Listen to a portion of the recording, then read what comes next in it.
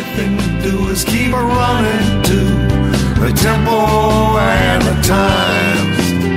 The only thing to do is keep a running to the tempo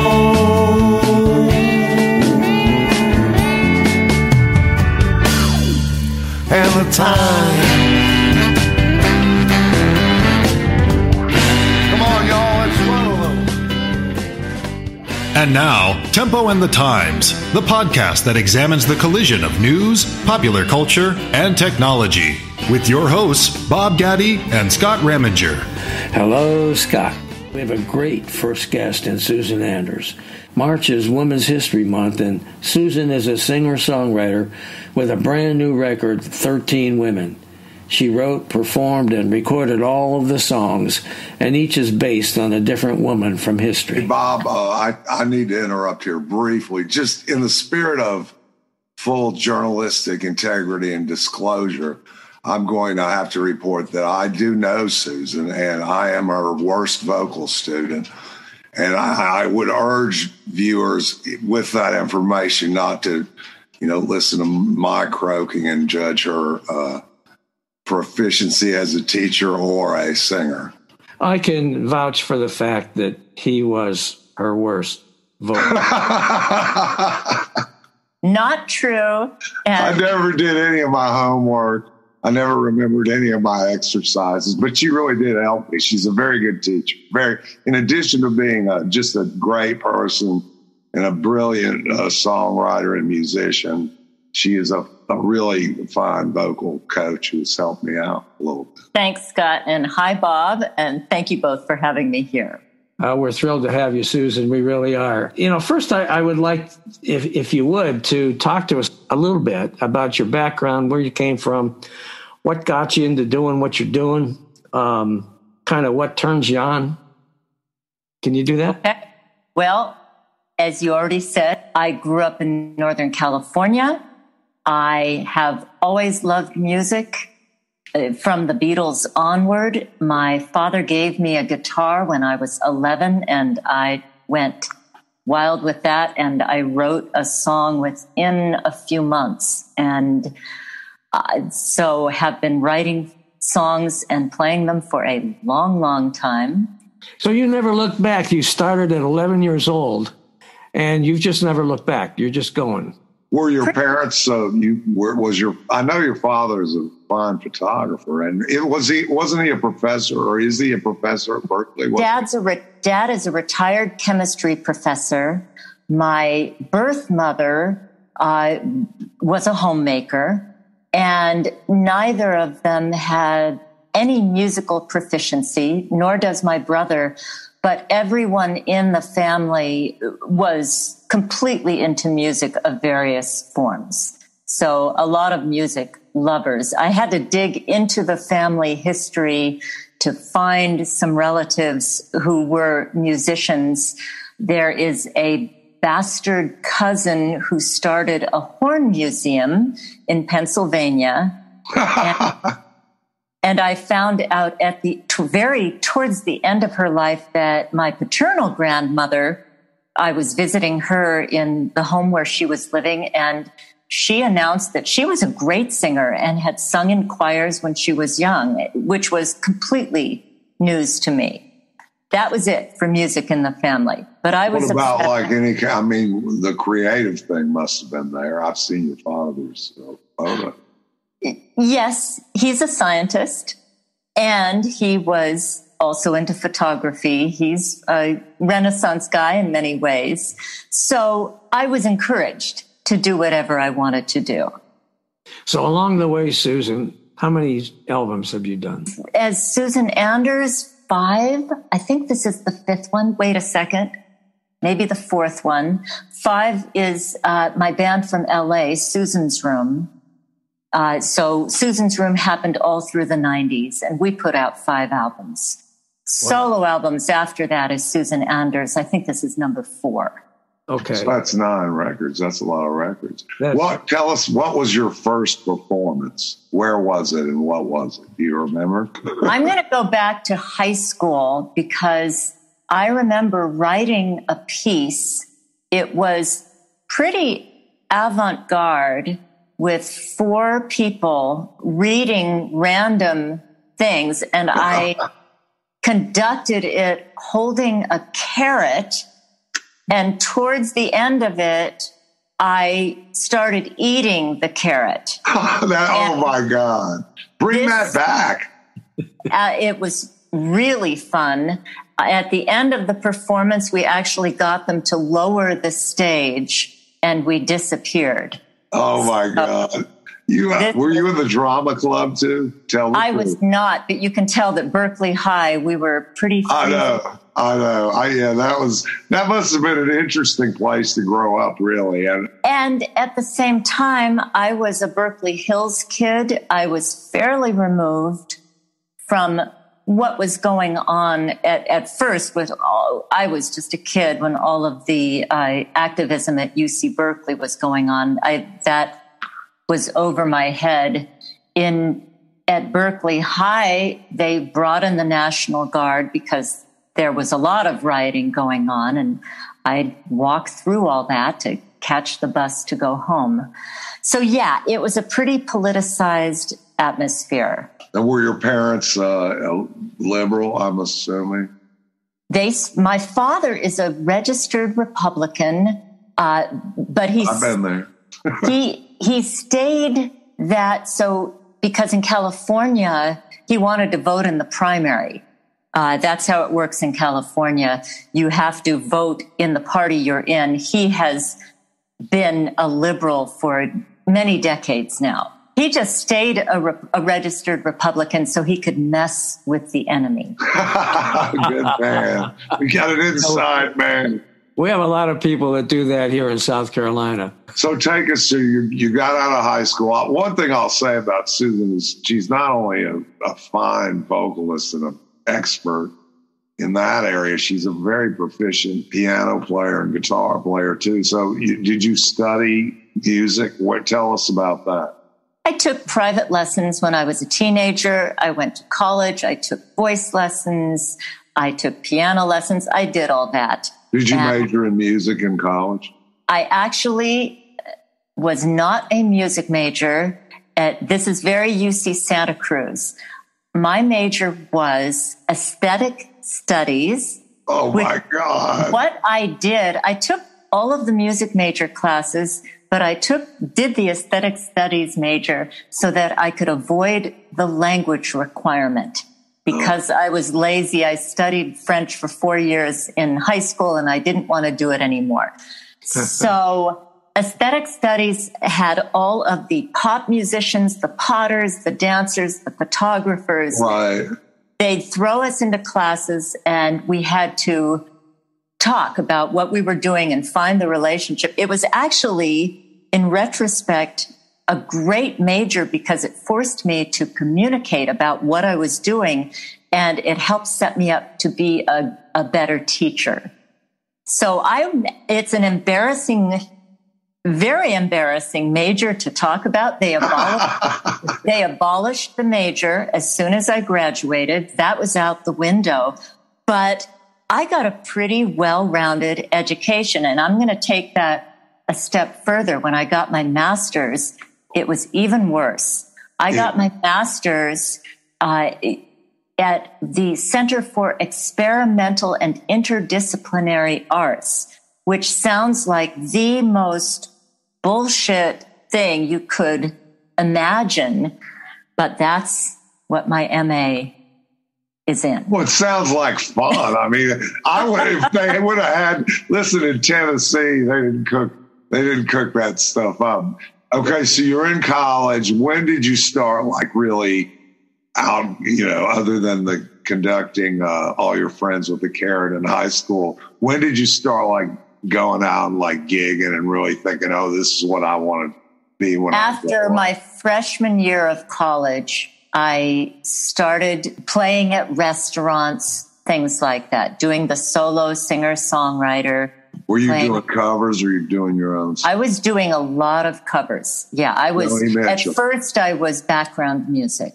Tell me some of the covers. Sure that I did Moondance. Oh, yeah. I did a lot of Beatles. Oh, cool. I did Joni Mitchell, all the typical 70s singer-songwriters. You know what? We're making our listeners hungry to hear some of this stuff. We want to get to the record, of course. But just fast forwarding then, Susan, you got out of college, you played gigs around California, and then you had the band. What was the name of the band again? Susan's Room. And was your husband Tom in that band? Tom Manchi was also in the band. So that was throughout the 90s. And then 2002, well, let me back up here. So college, out of college, 20s and 30s, I was in a rock band. I was in a couple of a cappella quintets. I was in a Motown cover band. And I was doing solo singer-songwriter of my originals as well. So did you make a living as a musician, or did you have to have Definitely not.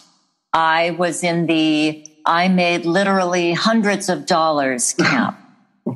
I made my living teaching voice. Parallel to all of that gigging, I was teaching during the day, doing gigs and recording at night.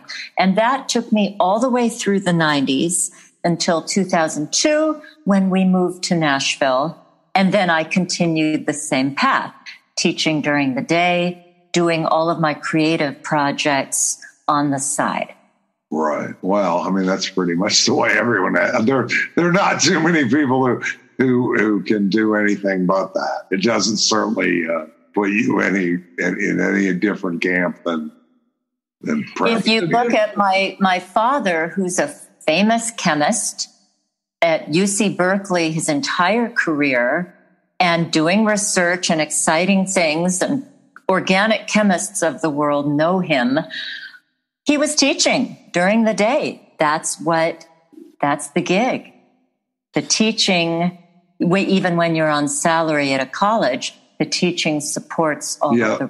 what you really want to do. I like to do both.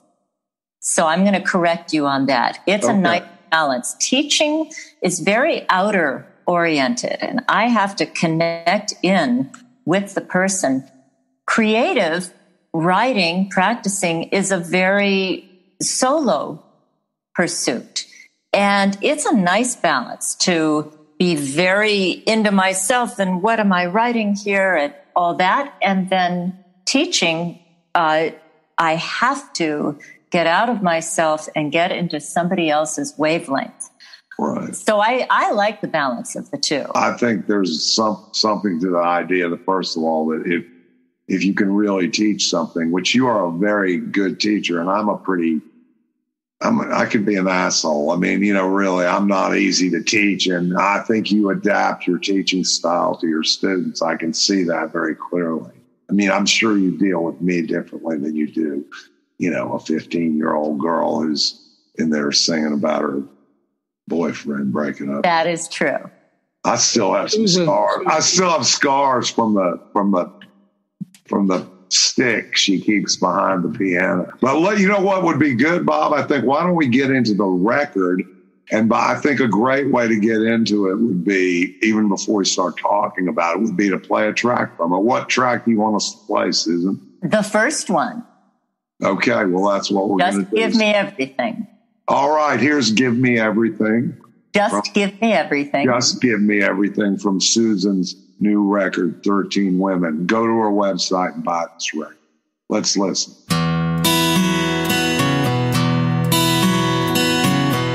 The floor's vibrating. Those feel like her steps. She's coming for me. Let me know, no. There's something out there past all this darkness. Her hands press in mine. Let me know, no. Oh, what a bucket face and hair. Now I know.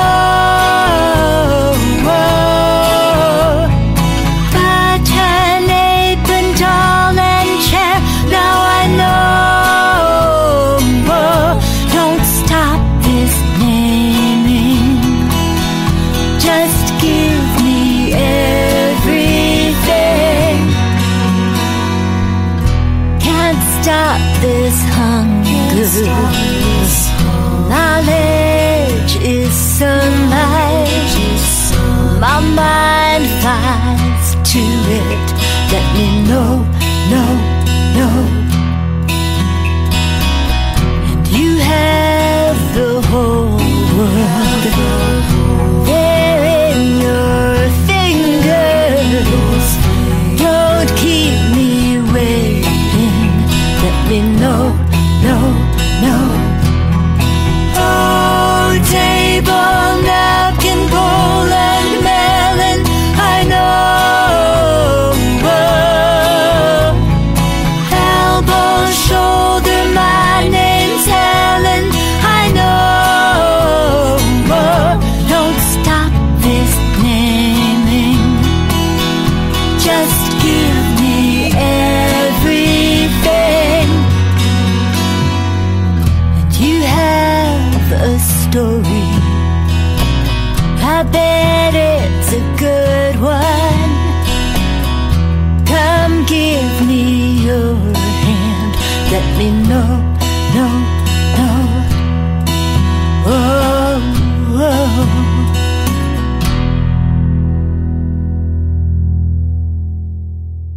That was beautiful. We're going to pause now for this message, and when we come back, Susan will tell us the story behind her song, and we'll have more of her story and music ahead. Stay tuned. Okay, now that we've got that, Susan, can you tell us the story behind this track that we just played? It was inspired by Helen Keller and Annie Sullivan. And, you know, I saw The Miracle Worker when I was a kid, and it struck me. So I'm sure that was lurking around in the background when I started thinking of famous women I might write about. So Helen Keller popped in pretty early. That moment when the water was pouring over her and her aha moment was so vivid to me. That inspired the song. Susan, what prompted you to do this project to begin with? I know that it took a ton of research to do it, probably a lot more than other songs you've written and performed. What prompted you? What made you do it? It was time to write and do a new album, and Trump was in office.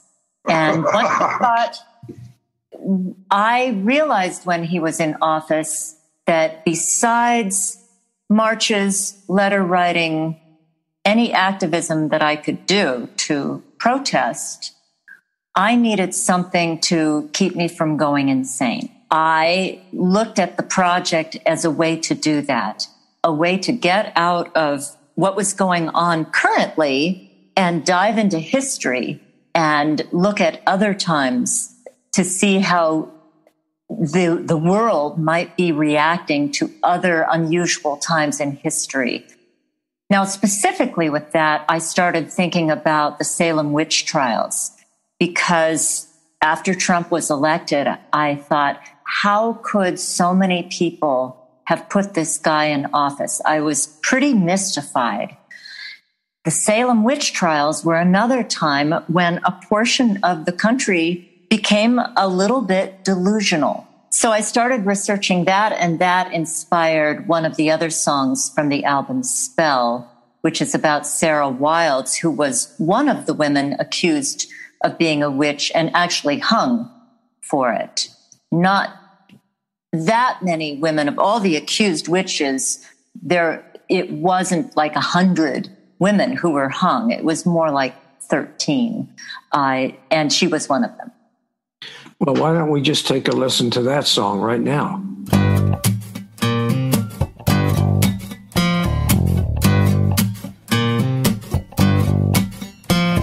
So what if I know I'm innocent? So what if I know I'm not a witch? So what if I know the truth, but there's no one to tell? How does a whole town go insane? How does someone lie and speak my name? How does a twist of words get me in this cold cell? In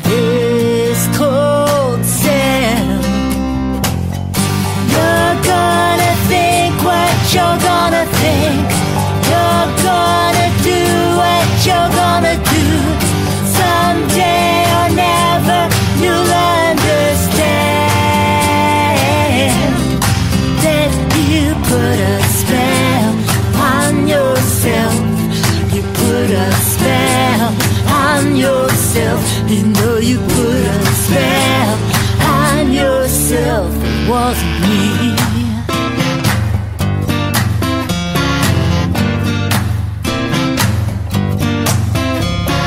So what if my dresses were too tight? So what if I lay with a boy I like? So what if I was a little wild when I was young? God knows I've led a righteous life. God knows I've been a caring wife. God knows how your mind turned around on me. Now I'm undone. Now I'm undone. You're gonna think what you're gonna think. You're gonna do what you're gonna do. Someday or never you'll understand that you put a spell on yourself. You put a spell on yourself. You know you put a spell on yourself. It wasn't me.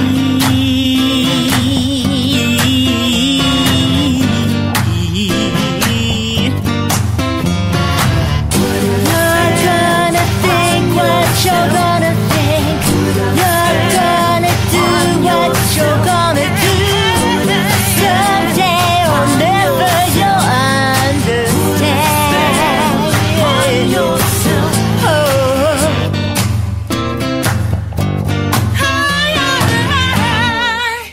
Spell is actually one of my personal favorite tracks on the record. Really nice groove and sonically beautiful.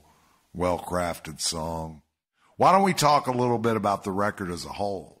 Of those 13 women, which one would you say affected you the most, and which one would you say you feel maybe the closest to? It does vary at different times, but I have a real connection with Lucy Goldthorpe, who is, I think, the least known of the women.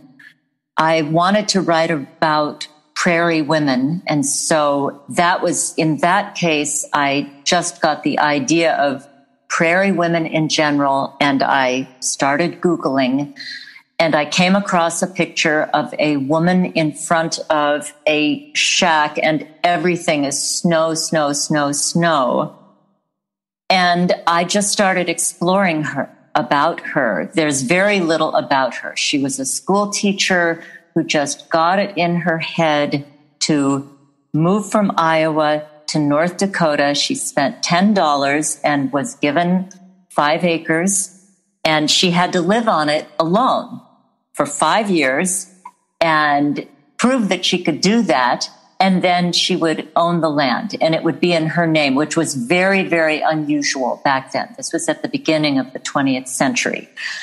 So I found some quotes from her about the journey, and she was very matter-of-fact and clear-headed, and she just reminded me of friends of mine. So it was really interesting to connect in with this woman from more than a century ago, and her thought process as she was thinking of leaving her life. She was a school teacher in Iowa, leaving that life, moving, living by herself in North Dakota, where, by the way, she got there, got into her shack, got a little comfortable, and then the winter hit, and it was 30, 40 below that winter. It was one of the worst winters they'd had in a long time, and she managed to survive that. So to just follow her and connect in with her was really fun. How long did it take you to do this research and put all this together? I started this sometime in 2017, and I finished, so I took my sweet time. Took a long time to research songs, write them, workshop the songs. Took a long time to record the album. I was working by day and doing this on the side. And we finished mixing and mastering it last summer, so summer of 2020. And then we held off on releasing it until now for two reasons. One was the pandemic, and no one really knew about, do you release anything during the pandemic when you can't do gigs behind it? The second reason was this is Women's History Month. And so it became pretty obvious I should release the album of songs inspired by women from U.S. history, that I should release it during this month. Well, it's just perfect. Let's take a pause and listen to Open Prairie.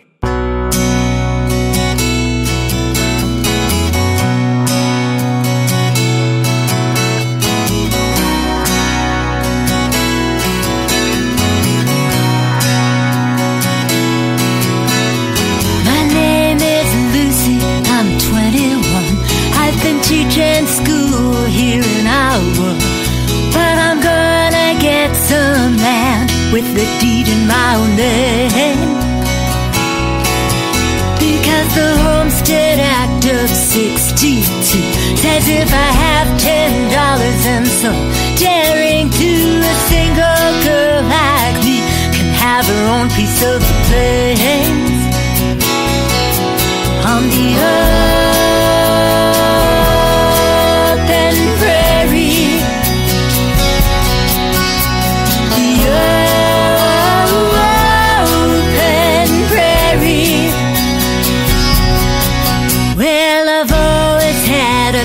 Restlessness and a pioneer heart thumping in my chest, and I've no fear of the West.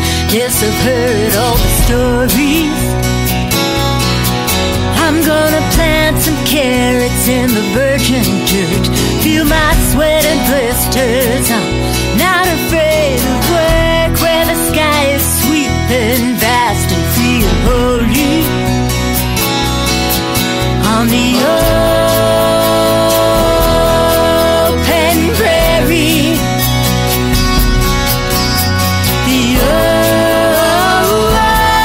open prairie, desolation and cold I may find, but I've made up my mind.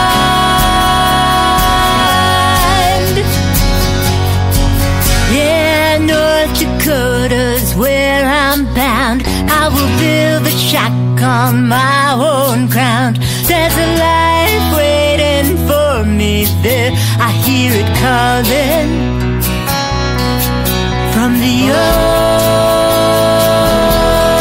open prairie, the open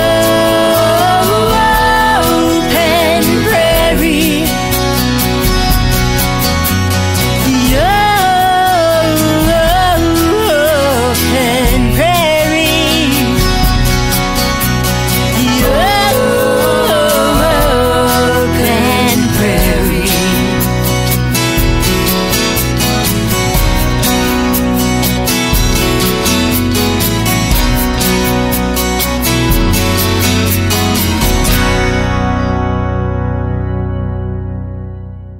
Okay, that was beautiful. Actually, I listened to all of your songs on this album this morning, and this was my favorite, so I'm glad we played it. Oh, thank you. Well, that's the one about Lucy Goldthorpe. Yeah. One of the things that our podcast, Temple in the Times, is focused on is the intersection of art and current events, and this certainly your work fits in nicely. The other thing that we're kind of delving into is just the ways in which the current times, including a lot of technological changes, the way those are affecting musicians and artists. And one of the things I was observing to Bob was that in this day and age, if an independent artist like you can put out a record and achieve basically international distribution almost instantly, I mean, it's available to buy by anyone in the world. That's the good news. I guess the other news, though, is that, first of all, the ability to monetize any sort of art, music, writing has all but disappeared. And the second thing that's happened is, obviously, while all that was going on, of course, we had the COVID come. So right. It's certainly, I'd like to, first of all, point out that because of the change, an independent artist now is not only you were the song, this is really like an auteur sort of project. You conceived it, you wrote all the songs, you sang on it. What instruments do you play on the record? Guitar, piano, a little bit of electric guitar, mostly acoustic guitar, percussion. So my point is, and Tom, your husband, and you mixed it together. So yes. you basically were the songwriter, the A&R person. We've been doing this. We've been recording together for many years, so we know the process. We enjoy the process. Right. And he also played a lot of guitar on the album. He did a lot of percussion, and yes. We co-produced. He was the engineer. He mastered it. He mixed it. Right. Is this like the favorite thing that you do in your whole life? I would say we are both studio rats.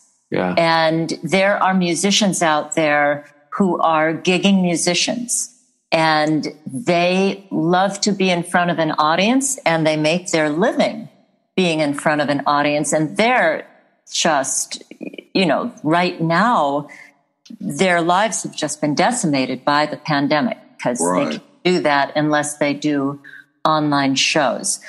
I'm an introvert, and my husband is an introvert, and we like to be in the studio doing these creations. That's really fun for us. And then with each project, typically, I will do a series of shows. That's of live shows. That's not happening right now, obviously. So, long-winded answer to your question, Bob. Yes, we love to be in the studio putting these projects together. How does that work in terms of your personal, marital relationship? Is that difficult to be a creative partner with somebody you're also partners with in another way? Sometimes we have conflicts where we just don't agree, but we're lucky. We get along pretty well. And in the studio with this project, we went in knowing that I had the ultimate say. Everyone got to throw out ideas, but I was the final decider on how things were going to go in. Tom producing something on his own, and you'll hear this if you listen to any of his projects. Sure. He has a very different aesthetic sense of how to put things together. And my vision going in was different than how he might have done it. I wanted virtually no kit drum. I wanted hand percussion. I wanted weird percussion, lots and lots of vocals, a lot more acoustic guitar and less electric guitar. So that was definitely my vision, and Tom went along with it. The key was that you guys set the ground rules to begin with, that on this project, you were the final decider. Yes, exactly. And that had to be, otherwise it wouldn't have worked. I read someplace that you and your husband have this one thing you like to do every day that has to do with music. What is that? During the pandemic, again, to just keep our spirits up, we instituted one dance a day. So I would pull up something. I have a dance mix, and I'd pull up the song of the day, blast it. We'd dance for one song, 3 minutes, boom, done. What's today's song of the day? Good question. I haven't pulled it up yet. What was yesterday? Down to the Nightclub, Tower of Power. Hey, not a bad choice. I'm impressed. I'm impressed Anders. too. I really like this idea. So what would you say this has done for you guys during the pandemic, this 3 minutes that you do this? Well, for one thing, it's fun. Yeah. It gets our blood moving, so we get a little bit of exercise going. Yeah. And his dance moves have improved. I would pay some money for a video to see Tom. I cannot picture. I just cannot. I'm having a hard time picturing Tom and you dancing to Tower. One of these days, we're going to be out in the world again, and someone's going to throw a party. And I might have to. I'm going to throw the party, and I'm gonna definitely have to. So that'll be a feature, maybe. I think. Okay. So, Susan, where do you do this? In what room in your house do you do this? Bob is very intrigued by this. I like in this very room from which I'm talking to you today, which is also the room where I teach. I think you should go get Tom and put on that today. We are not going to do that right now. Well, we won't do anything with it. Well, we can't do it because we're audio, we're not video. So correct. Right. Well, we might, we could use it for later. Talk about a little bit about how it is and was to be a woman musician. Did you ever encounter? I mean, you're a very competent musician. I mean, I've wondered, have you encountered, prejudice? I think every female musician out there has encountered some level of sexism as they have made their journey through the world. Mine, because I was not a steadily gigging musician and I was doing a lot of original music, usually for bands where I was in charge, I think that I got a lot less in terms of my movement, my career as an artist. I think that there were issues. I was told at one point when my band was being pitched to labels by one A&R person, we just don't know how we would market a rock band headed by a woman. And I thought, what? Blondie? The Pretenders? Never heard of Joan Jett. But I did encounter things like that, and it may or may not have held back my career. I don't know. Do you think it's improved over the years? Absolutely. Absolutely. When I was a kid, there weren't a lot of female bands, female musicians that I could look to for inspiration. It was a lot of all male bands. And now female musicians, writers, producers, players, they are everywhere and they're easy to find. It's so fun to see with 12-year-old girls that I work with. It's so easy for them to find mentors and people to inspire them. So I think it's very different now. It's a beautiful thing. I think also, this is my opinion, and I don't know how it translates directly to if it's a woman versus guy thing or not. But I mean, the one thing the internet has brought is there is a very nice bit of instruction that you can garner, simply. I mean, honestly, if you went on YouTube and were thorough about it, you couldn't afford guitar lessons, you could learn to play the guitar. I think the access, it's opened up possibilities in everything, in any kind of thing that you want to learn how to do. I mean, the instruction is out there. It's true. So you could be in a tiny little town in Zimbabwe and still get instruction on the internet. So that's a beautiful thing. As far as musicians making a living, it goes back to your reference a couple of paragraphs ago. It's difficult for musicians to make money to support themselves now. And music is free to a certain extent. People don't buy albums the way that they used to. They go to Spotify. So for me, some time ago, I'd thought, okay, I'm not even going to think about monetizing what I do creatively. I want what I do to get out in the world. And that was my goal with 13 Women. I thought, I just want as many people to hear it as possible, get it out there, not worry as much about making money on it, and teach away so that I can pay my bills. Sure. How many, just out of curiosity, could you estimate, because I really don't think, in my experience, it's very difficult for people to understand. You know, you've got how long is the record in total? 50 minutes, 40 minutes? I think it's 40 minutes. Okay, so it's 40 minutes. How many hours do you think you have in it? Hundreds. More than that, I'd say. Hundreds upon hundreds. Yeah, we really. I bet you have 1,000 in it easy. We probably. Easy. Especially if you add Tom into it. I mean, that's a lot of, that requires a great deal of commitment. And I would say this, and, you know, a little editorial review. The one thing I would say is it is a concept album, and concept albums, you know, they can be great or they can be the equivalent of Heaven's Gate. You know, there's some horrible concept albums out there, and props to you for producing one that's interesting. The songs are varied. You varied the rhythmic grooves. I mean, the thing really, from a musical standpoint, it's there. The production is there. The songs are there. The vocals, your vocals, and all the people you have on the record. It's a beautiful sounding record. The songs mean something.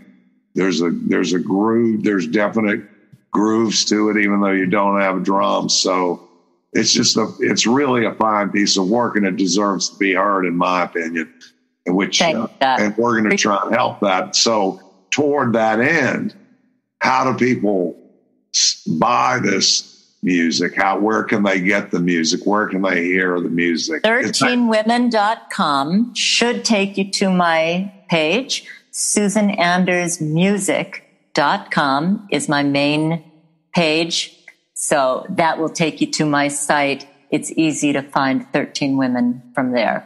It's at all the usual outlets. If you go to wherever you want to buy or listen to music and pop in 13 Women, Susan Anders, it'll pop up. And it's out today. We're doing this a little in advance of the air date, but the record came out March 5th. Correct? March 5th, correct. You've got some fine reviews of it. I think I'm really, I'm really proud of you. It's a beautiful piece of work, really.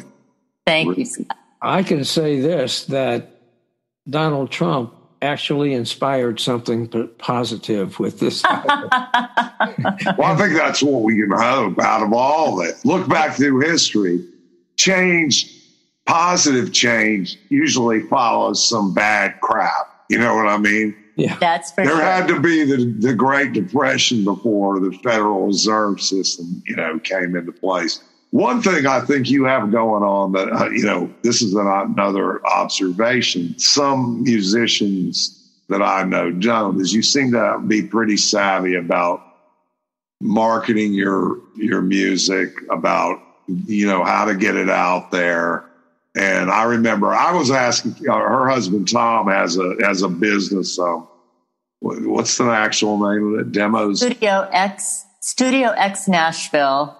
And demosbymail.com. So I was asking him about how these people find them, because people send him these songs that they make up, and he makes demos for them.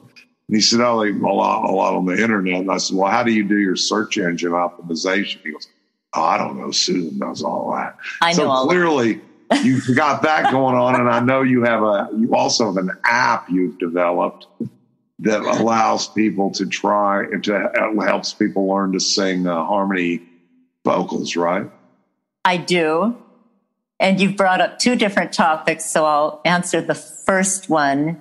In the 90s, a friend of mine, Bruce Lindy, is a web designer, and he was more clued in than other people. And I grabbed some domain names. He built a website for me.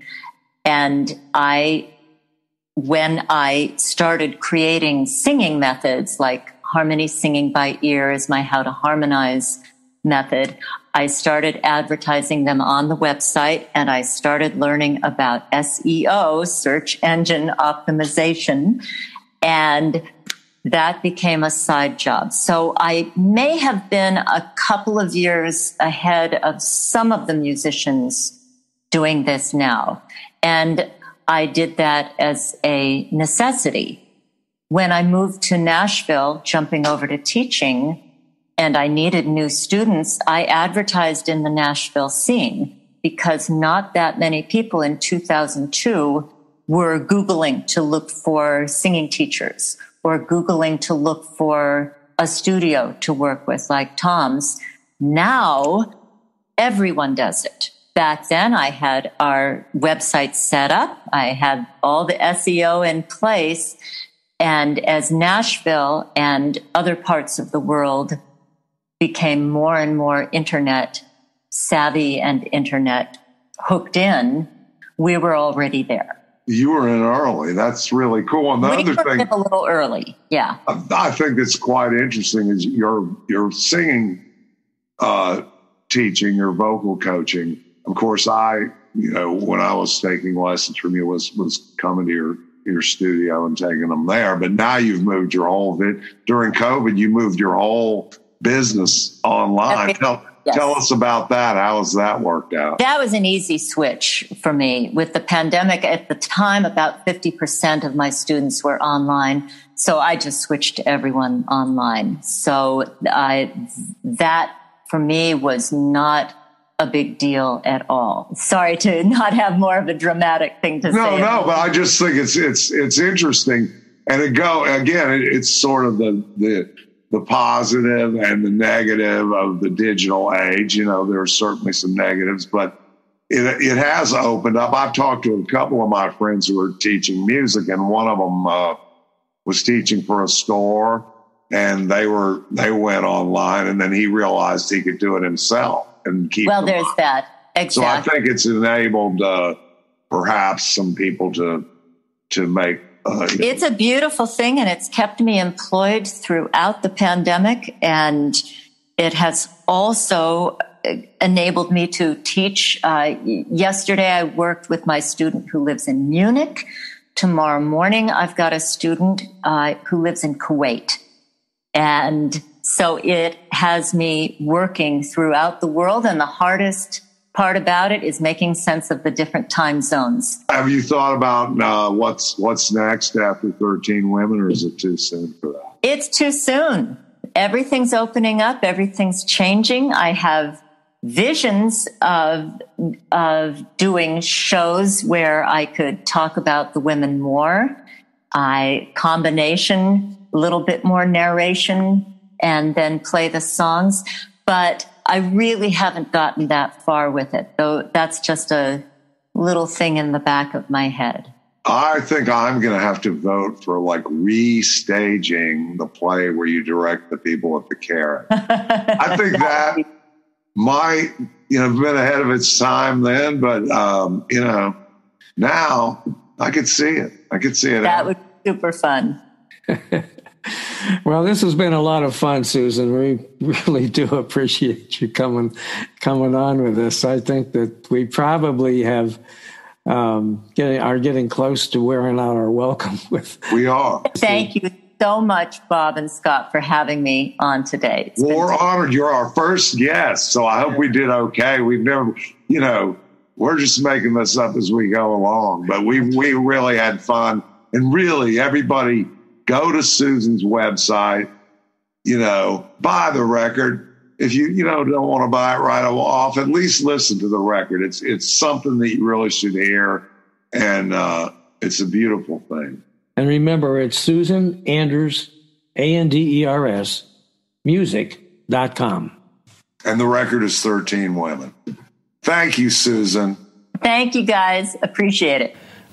For Tempo in the Times, this is Bob Gatty. And this is Scott Ramminger. We're going to go out with a little bit of a new song of mine called Tempo and the Times that features my son, Nolan Ramminger, with me on vocals, and we'll be playing the whole song next week. So tune in next Friday for another edition of Tempo and the Times. Have a great week. Tracy's watch is on my arm. I got a library in my jeans. Ain't gonna be no dinosaur with a head full of day-old dreams. It's been happening since the first stone wheel rolled off of the assembly line. The only thing to do is keep running to the tempo and the times. The only thing to do is keep running to the tempo and the times. The only thing to do is keep running to the tempo